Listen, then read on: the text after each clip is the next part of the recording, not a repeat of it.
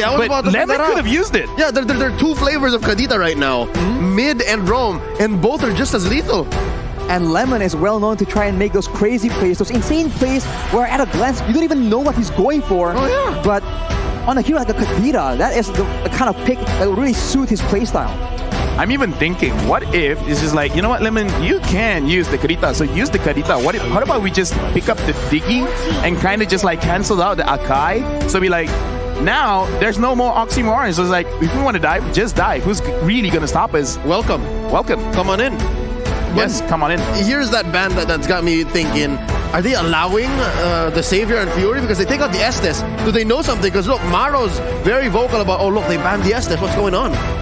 Ooh, getting out the Estes, trying to make sure that they can get the burst damage. They don't want security, but in this situation, surely the Diggy would be a better pick than the Estes to try and deny those pick-off potential from RRQ. No, right now RRQ, like again, I'm just saying it could be a very, very good pick because Diggy you can use defensively, but you can also use very, very offensively. And I kind of feel like banning out the Estes, they're probably thinking because, again, the way that they play, they want to stick together, right? Making sure that Fury can deal the damage, as well as their gold laner. So they're like, maybe what RRQ is going to do is they have a lot of burst damage. And burst type heroes don't like healing because you basically dealt all of your skills. And then it's undone. And then it's undone. So I kind of feel like this show that they want a lot of burst on their side. And now they have a Terizla diving in. Very big boy. Big boy. Can't be taken down and can deal a lot of damage. This is not a drill, ladies and gentlemen. By the way, actually picked up by RRQ Hoshi. Is this going into the XP lane? Going into the jungle? That's a scary part. You never really know. It's an absolute unit of hero, and in the right lane is just such a big problem. Right now for Occupy Thrones, we'll have to see what exactly is their solution here because there's so many dashes. Something that can punish that or stop that can be very useful. It's not even impossible that this might go into mid. Oh. It's possible that it's going to go mid. Right? Terizla? Yeah, but like a lane bully. Why not? Like a lane bully. Exactly. Why not? Okay. It's RRQ on their opening day. They can do anything They gotta want. put a statement. They gotta make a huge statement, trying to show dominance, being one of the main favorites, but ooh, this is Maro on that Franco here. That's a lot of pickup potential if it lands onto the right people. Yeah, Franco man against the Franco man. There's a little bit of this is an oxymoron. It's like, I'll play the Franco against the Franco specialist, but Maro. Look at this. Yeah, he's like focusing on Vin is like, you're using my hero. Yeah, but I do like the Sicilian pick.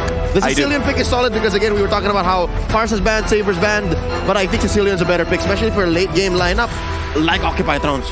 Can they reach that late game though? It depends because there's a Kadita, and if the Kadita gets rolling, it is a very oppressive presence, especially for a vulnerable mage like a Sicilian. Right now, RQ, they finish off with a Xavier of their own. And so it looks like Vin will be piling the Kadita. And we've seen Kadita not doing well if the early game is not good. But having Albert on the Benedetta, as well as having the Terizla, I don't see them losing the mid, the EXP, and the jungle. They can force a fight. They can really force a fight, especially against the Sicilian. They can just keep going. I think the only real thing is you have to watch out for mana. But that aside, they can just keep going. This is... Wow. They answered the glue here by going, on and on. Fight forever. Well, Glue doesn't really do well moving backwards. It's always a very oppressive hero, provided that he is actually aggressing. So maybe RRQ just plan to fight fire with fire and bring the aggression to Occupy Thrones instead. Could this be the answer to the glue? Well, very surprising. We're about to find out because going into this first game, let's introduce again both teams from Jakarta, RRQ Hoshi going up against Occupy Thrones from Mina. It's an Egyptian and Saudi Arabian squad, and all eyes are on Maro. I promise you, the game changer here, especially come the mid to the late game, are those perfect hooks. It's gotta come from Maro. He's on that skin as well, so it's a very... Some people say it gives you a buff almost. You get better when you use this skin. We'll have to see if that is the case for this particular game. He is looking for early advantage here. Because in the early game, the Franco is just so dangerous. Vin, chunk of half HP, but they're trying to trade it back. And for now, this is going to be the same pattern. Keep on doing that, and he will prove your point. When you use the skin, You get better. Now, RRQ Hoshi, sure, they get poked a little bit, but I kind of feel like Fury and Maro, they took a little bit more.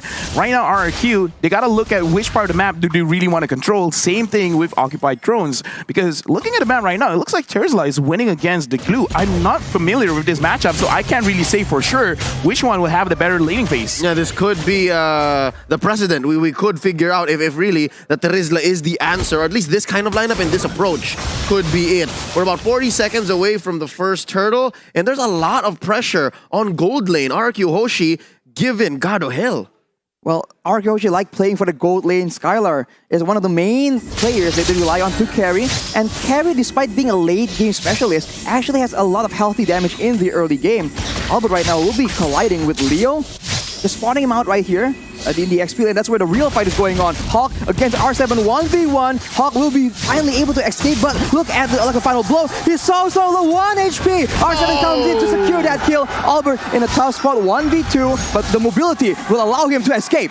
Wow! Not a single punish on the baby alien. He gets away with it. I mean, like, look at how they actually executed it, because they even like telegraphed, like, I will attack you, glue or no glue, you're gonna go down. And at least for right now, it looks like in terms of the laning phase, R7 is really controlling Hulk, making sure that he doesn't get ahead, and he has to be aware of that, because if he can't win the 1v1, it's gonna look bad whenever someone wants to come and trade. Comes to the Breath of the Ocean. The Rough Waves also takes Maro out. That will be the roamer, not available for the first turtle play. And RRQ, they're looking to straight away capitalize as Albert goes in. 1v1, dumps a lot of damage onto Leo. Let the final blow actually fails though. Hawk steals the turtle. Leo makes a play with a heavy spin, but that will be 4-0. Hawk is still just dueling 1v1 against R7, but that is that advantage. Like finding a needle in the haystack. I don't know exactly what triggered the damage from the glue that actually took down the turtle there, but hey, Occupied Thrones can walk away with what they can. That's a small victory. I kind of think like it might have been the slam, but either way, that we did not see that coming. And right now, Vin catches Maro, but looks like it is not that big of a problem just yet. Oh, the Bloody Hunt being used now. Vin being very low, taken out by Fury 77. Leo trying and get some more, and it's just these small pickoffs, the roamers. It looks like Occupied Thrones, they're not afraid to actually get fights here and there. And RQ Hoshi, they're reading it. Gado almost got 1v1 by Skylar. Skylar feeling very, very confident up here. And Albert, he's putting so much pressure all across the map. It's like every single time the camera pans, Albert's there. He is playing the Demon Slayer Benedetta, but look at Skylar right here. 1v2. Heavy spin actually does not land onto him, but look at the Iron Wolf cancel as well. What is going on? Skylar very, very low. He'll finally get taken out as we see Vin trying his best to try and equalize. It won't be available though, and that is one strike back from Occupied Thrones. Maybe 2 or 3 seconds too late. Vin came to the rescue. Skylar's flicker was on cooldown. And the main difference between Albert and Leo is the fact that Albert is more proactive. And folks, what you're hearing right now is a cheer within the stadium. It's a drum. I thought something fell. It's like boom, and it's like boom, boom, boom, boom, boom. It's like, okay. Are they dropping it over and over again? I love it. But that was a very interesting interaction between the Franco Iron Hook as well as the Hurricane Dance. Like, he pulled it back in and then pushing it away again. I gotta feel like it's something that they have to put into consideration whenever they continue an attack. But the potential for it is huge, right? Like, that's massive displacement. Massive displacement, that's for sure.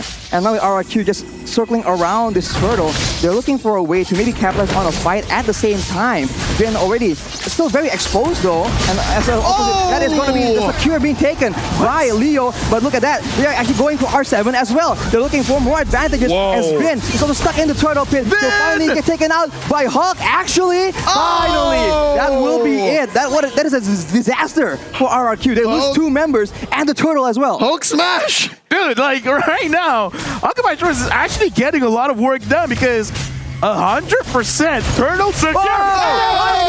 Being used by Maro. Skylar forced to flicker out. Finally, he is actually able to survive. That is a dangerous situation. The ultimate snipe was a cooldown. What's going on here, Leo? Oh man, they're almost 2K ahead and they're taking control of the lower part of the map. I don't know if R7 is enough to stop this. Oh, he goes all in. He finally takes out Fury 77, and Hawk tries his best to try and turn it back. He is just way too low though. The torrential damage is insane. But on the other side, the rough waves from Vin will be able to take out Maro as well. Oh, this is a scrappy matchup. We were just saying how Occupy Thrones was in control, and just as quickly RQ, Hoshi goes, nuh-uh, no, wait. Hey, now this is a game, right? Fights on fights on fights. Yeah. This is Arashi's home, guys. Like, I like violence. Don't you like violence, Arashi? Early game tempo, man. This is the exciting gameplay we've all been waiting for. Answer the question. Do you like violence? I love it, man. Looking at the items, is there enough here for Occupy Thrones or even Hoshi to have violence on demand? Right now, I'm looking at Violence on Terizla. demand. I'm looking at Terizla. He's being very, very aggressive because he has the Fury Hammer as well as the Flawless Axe. So it's like, yeah, screw defense. We'll build that later. I want damage right now. I want to make sure that I can get advantage on his glue. I will heal by hurting others. Yeah. Green goes in. He's forced to use the rough wave, though. He's stuck in a tough situation, alone all the way on the side. That will be a kill for Occupy Thrones as RRQ. They go for a bit of a weird fight as the turtle is actually spawning. And what's weird about it more is it's a 4v4. And in a 4v4 like that, given that there is a Franco, Occupy Thrones is way ahead. Yeah, right now, Occupy Thrones, it looks like they're starting to read what RRQ is all about. Albert taking a lot of damage, and I kind of feel like that's kind of what's happening towards the entire game, where he's everywhere, but everywhere he goes, he gets hurt. And Gato just finished his Berserker Fury, and for Leslie, that is a huge power spike. Ooh, Albert goes in with the upper final blow, trying to make sure he secures that turtle. It will not be secured. It's taken by Leo yet again. He will pay the price for it, though, as Hulk just zones everybody away. Look at that! Maro being used by Maro. Skylar in a tough situation, but he's still alive! He's still alive and doing a lot of damage for RRQ. And he is actually forced to back away, but RRQ, they clap back from that play. So close. There could have been more that Occupy Thrones done with that kind of engagement. I had my eyes on Maro, and he had his eyes on Skylar, and it was so close, he could have taken down RRQ's gold laner. My eyes were everywhere because that was a fight, and right now it really looks like, you know what, Glue has to be perma-banned, man, because we're gonna look back at the instant replay to really understand what happened just now, where the fight around mid, Leo again, right now 100%, turn secure rate for Occupy Thrones. Hulk really goes to the backline, making sure that not enough damage is there. But Fury 77, he was left alone. So it looks like both teams have the same idea. Go to the backline. Right now, Hulk is getting attacked. He is pressed down, but he is able to escape. But Albert is making chase. Unfortunately, the regeneration is way too much. And RRQ, once again, trying to establish a foothold in this game.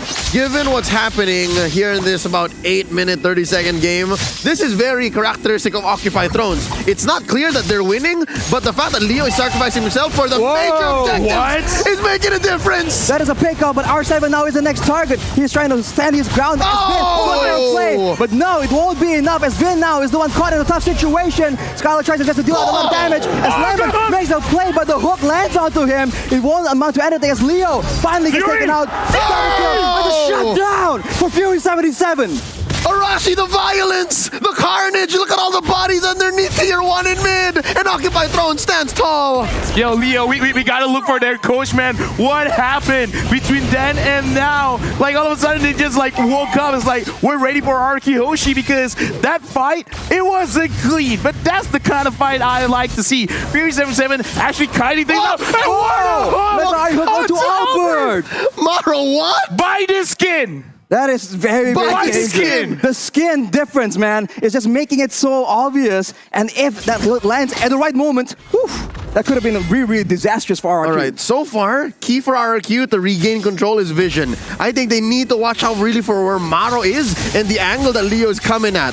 These little base by Vin. Oh, Iron Hook again. Suppression is being used as well as Vin will be taken out without being able to use any of his spells. And RRQ has forced to back away from this Lord. My analysis is, yes, buy this skin. Like, legit, because Maro is doing a lot for the team. Hulk goes on to Albert, and Albert, right now, he's having a tough time to actually get in range to the Lord R7 at the front. And right now, Hulk is doing 1v3. Hulk is zoning everyone away from the Lord. That'll be a shutdown picked up by Skylar, but the Lord is secured by Leo and RRQ.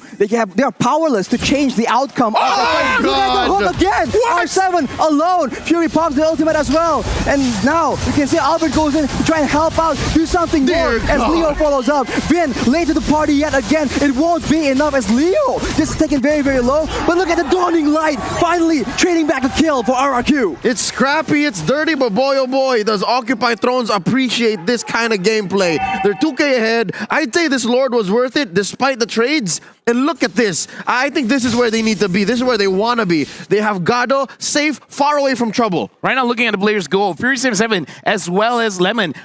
1,000 gold difference between both mid laners. So right now, Lemon has to find a way to get a little bit more gold onto his hand so that he has extra damage going on to the side of Occupy. Because again, the Dawning Light secured the kill. Perfect. Amazing. But right now, they need a little bit more DPS because Skylar can deal the damage. But every single time he goes in front, he has to be careful because with Maro hitting all these hooks, that's amazing. Being used by Occupy Thrones though, looking for an opportunity. Albert goes in to clear the Lord, but look at the side lanes. Leo already pushing Vin away. He's suppressed as well. That's all the damage. But look at the combo traded back. Maro gets taken out. Both warmers down as Skylar jumps in forward aggressively. Albert as well chucked down. And look at the HP. 1 for Leo. One, Grandma! One! But look at down bottom. All was worth it because Hulk was pushing away at tier 2. No. Albert, baby alien! No. Baby alien! He's going to be fine. covered by R7. That is a very, very close situation. But Albert makes it out alive.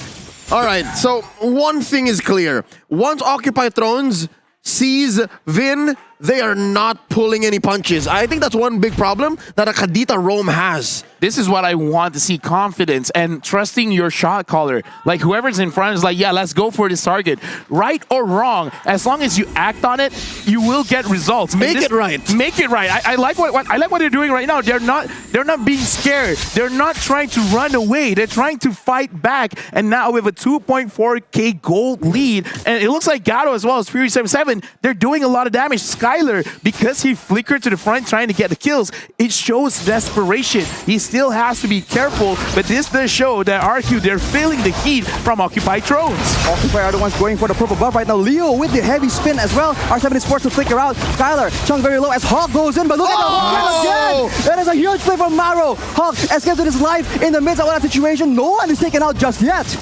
Oh wow, they're scrambling each other. They're scrambling each other. You see the composure of RRQ Hoshi here. That could have been lethal. And again, they are down maybe one major core item, but they knew that this was not the fight to take. And I think Occupy Thrones also just had to think twice, like, no, don't.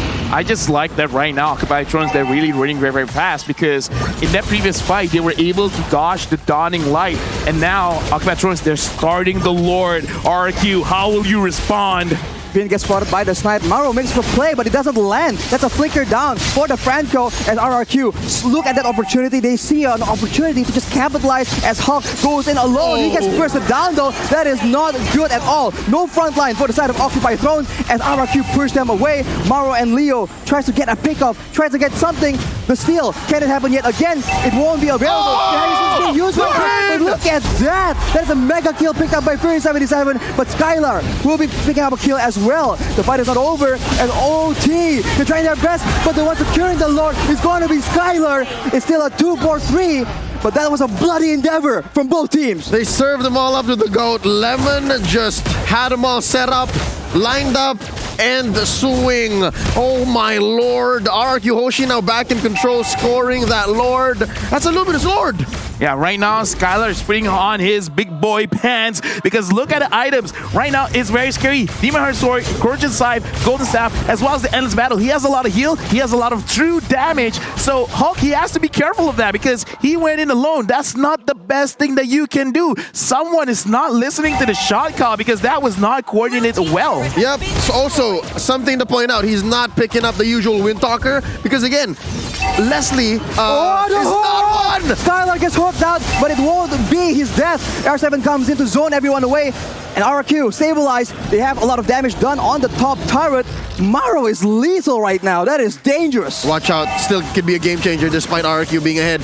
But I was saying, Wind of Nature. Skylar's not building one because Leslie is not a marksman you build the Wind of Nature against. Yeah, true damage, man, not physical damage. And right now, RQ, with just one Lord, they've already turned things around. 500 gold lead ahead. It is not big, but considering they've been on a deficit for like 2,000, 3,000, 4,000, this is huge. This is great. But again, looking at how Maro is playing this Franco, he could really change things around if he could get Albert, Lemon. I don't think he's going to get Skylar, but if he does, then, dude, Occupy Thrones, they're going for it. Lemon right there with a Dawning Light is able to chunk Gado down to half HP. That is one spell on a very low cooldown. If they can do that again and again, they can almost get a guaranteed 4v5 in these big objective takes. Yeah, no, more likely they are. I mean, the time that Skylar and Albert bought for Lemon is going to pay dividends. Still, Flicker onto Vin as well. That will be the unstoppable picked up by Fury77. The roamer battle here between Vin and Maro. Can I just say, LaFell, that was overkill? I kind of feel like they have some kind of vendetta with Vin, and just Vin. Yeah. That was highly unnecessary, where it's like, it was worth it. 3 ults? They want to send a message. Yeah, it's like, specifically you. Oh no, they're gonna lose this inhibitor. Oh. That is the pressure being exerted by RRQ. And now, Occupy Thrones going for the purple buff will be able to secure it away. That's unfortunate for Albert. Oh, well, I mean, I was gonna ask if that was worth it, but yeah, no ults were harmed in the stealing of that purple buff. So yeah, that was worth it. I mean, like, in this just a hook. I mean, like, okay, let's put into consideration, so like, yeah, you use a lot of ults, but if you're not gonna fight in the next 30 seconds, why not? 40 seconds, it's fine. Because again, you want to create some kind of psychological pressure, and R7 goes in! R7's very, very low right now, but look at the Dawning Light. Gado is half HP. The snipe does not land on the right person. Skylar being chunked out, but not nearly as badly as Gado was. You know what? The draft between RRQ and Occupy Thrones now in hindsight is so multi-layered, it's so deep, because there's so much these two teams can do on the near range, melee, long range, mid-range. Oh lord, this Lord fight! Gets hurt again! Maro making the plays happen for his team! That is a roamer from RRQ, unavailable to make any plays. It's still a 5v4, but RRQ are not backing away. Hawk is trying to zone everyone away, but it's not enough. Leo with the heavy spin, trying to make sure that he can get this Lord, but they're both getting low right now. That is a kill picked up by Gado, but he will be taken out as well. Skylar gets a shutdown, gets unstoppable as well, and that is the Lord secured by Leo though. Skylar is doing work, man. I mean, Leo, good job to you, man, securing the Lord, but still, is that gonna be enough? Because in the later stages of the game, it almost doesn't matter if your entire team gets wiped out. It's just 2. But the thing is, the 2 that got hit was the damage dealers. And right now, we're gonna look back at the replay because a lot of things happened. So let's break it down in this instant replay where the fight around the Lord. Look at Leo. He's taking a lot of damage from Skylar, and Skylar is really waiting for everyone to come to the front because he's like, I don't have to force this. Flickers in, goes on Fury, and this is the game changer. Skylar is baiting. Once he sees the bait has been took, he goes in front. He doesn't care. He flickers and he gets the kills. So it's an alley-oop again, like what happened with Lemon earlier on during RRQ's comeback. It's the same story with Skylar. But dare I say, in that moment, in that instant replay, my eyes were on the 6'5" Egyptian, the jungler from Occupy Thrones, Leo. He was on point. I could have sworn he used the retribution earlier in the fight, but he had it, and he knew that they needed this. Was that, what kind of Lord was that? Oh, that was just a... Was it a Evolve Lord? Yeah, Luminous Lord. And look at Ghost Gaming, even he's like very hyped for this game. Of course! Yeah, Ghost is like, let's go, let's go, let's go! He's a one-man cheering squad. He's up against the whole kingdom of RRQ, but Maro I don't like here, his odds. all the hopes of Occupy Thrones are on Maro right now. He is the man that they rely on, and along with that, Leo with the retribution, man. It's been so solid so far. So we're about a minute and a half until that next Lord. You think we're gonna get there? You think we're gonna have to wait for this, or is somebody gonna pull the trigger? I kind of feel like we have to, and this is a situation where Occupy Thrones, if they can set it up, then it's gonna be great because Maro's hooks has been so good. So if he can if he can hook someone around the Lord, they're cooked. They could create a very good situation because, in my personal opinion, don't focus on the Lord, focus on the kills, man. All right, so they turn on heroes. It's so dangerous right now because both teams can scout right here. Lemon with the Dawning Light and Gado with the snipes right here. That is exposing everyone and allowing Vin and Maro to attempt that play. Unfortunately for Occupy Thrones, the Franco engage is just so much more dynamic. It's so good. Look at Albert. I think this is the one game changer. Leo has to always be with his team to make that play. And again, that's what I'm saying about Albert since about minute 3 or 4. The Benedetta is the proactive one. Yeah. The Akai has to answer back. The Akai, you can see his plan from a mile away. Yeah, right now, going back to the keys to victory, RRQ, they need to use their experience, and they're using it well because they understand that with the draft coming in from Occupied Thrones, they have to sacrifice one lane. And what lane it is, Albert would go and attack it. And Skylar, he's been in so many fights in his life that he understands that because of the short range of the carry, you can't be too aggressive. But the moment he sees certain skills have been used, then I'm gonna go. If you catch me, but I will die and I will bring most of you with me. Yeah. And look, now they've started. RRQ Hoshi made the call. Ooh, Iron Hook does not land right here, so RRQ, they have a lot of options to play around with. Vin looking for a chance in the side, looking for a pick of potential. Leo is in position though to try and make this a very difficult contest. The Retribution battle has not been favoring RRQ, so Occupy Thrones are very happy to make the plays happen. The flicker is being used. Unfortunately, the hook does not land. That is massive for RRQ. You can see they move in a more aggressive manner. Pay attention to Vin.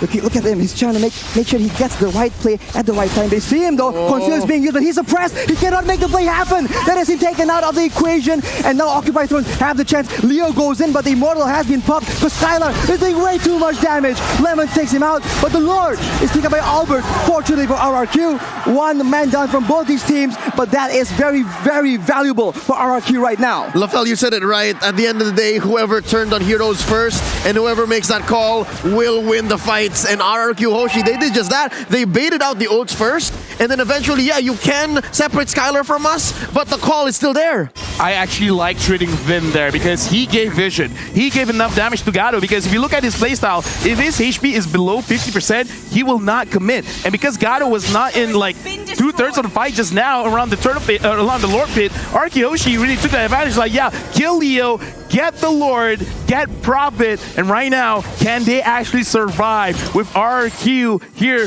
pushing with this evolved Lord? RRQ trying to make sure that the waves are on point right here. The Lord is on the top side, so RRQ can do a bit of a split push in the situation. They need to be careful though. At any moment, Maro can make the play happen. His flicker is not available, unfortunately. But look at R7 making the plays happen, initiating for his team. Skylar is dishing out damage upon damage as the Lord is distracting everyone else. In the back line, there is going to be suppression being used on R7, but it won't be enough. Both teams just going all in all with the truncheons coming out again and again. The Skylar will save Vin, but Skylar is still devastating, doing all the damage possible. Hawk is alone. He won't be able to save this game for his team. RRQ, they reign supreme. Big congratulations to RRQ Hoshi. But what a match! What a game! The debut of the King of Kings here, going up against Occupied Thrones. It went all the way, and what an amazing showing by both teams. For a good 10 to 15 minutes, Bali United Stadium was very quiet. But I'm glad now with the victory of RRQ Hoshi, it seems like all is well. But let's not take away from Occupied Thrones. They got the Sang Raja into a corner and kept them there for quite a while. What an effort. The prodigy, the youngest player on the team, Maro on that Franco. He is just crazy. At any moment, he just makes the play happen so decisively as well. There's no hesitation at all in his movements. Oh, yeah, no. Gus Gaming, there's more. Occupied Thrones can show more. You watch out, you wait for my team. We're not going home today. The knockout stage is where we're going to show up, and I do believe him.